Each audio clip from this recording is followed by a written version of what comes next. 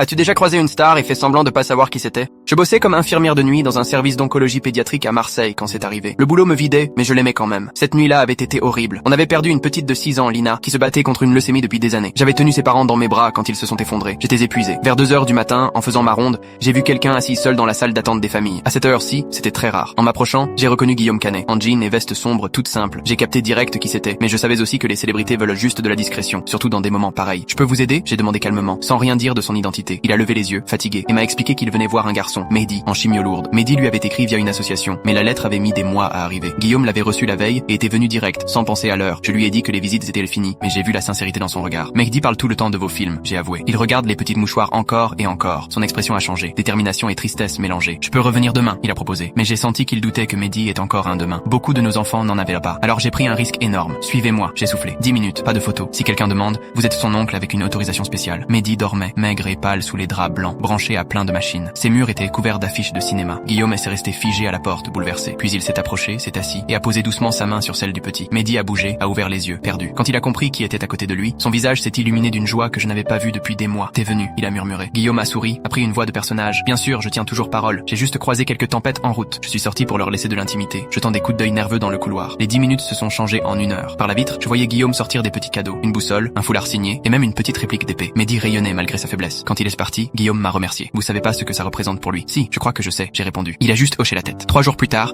il est revenu aux heures de visite, cette fois avec d'autres acteurs et un coffre plein d'accessoires. Ils ont transformé tout l'étage en aventure de cinéma. Ce que personne ne savait, c'est que Mehdi avait failli lâcher le lendemain de la première visite. Les médecins avaient prévenu ses parents qu'il n'irait peut-être pas jusqu'à la fin de la semaine. Mais après cette nuit-là, quelque chose a changé. Son corps a commencé à réagir au traitement. Les médecins parlèrent de miracle. 6 mois plus tard, on a reçu un colis pour l'hôpital, une lettre écrite à la main par Guillaume et un chèque d'1 million d'euros pour la recherche. Le mot disait juste pour Mehdi et pour tous les petits guerriers qui affrontent des monstres plus grands que tout. Mehdi est entré en rémission 8 mois après. Aujourd'hui, il a 13 ans, toujours libre de son cancer.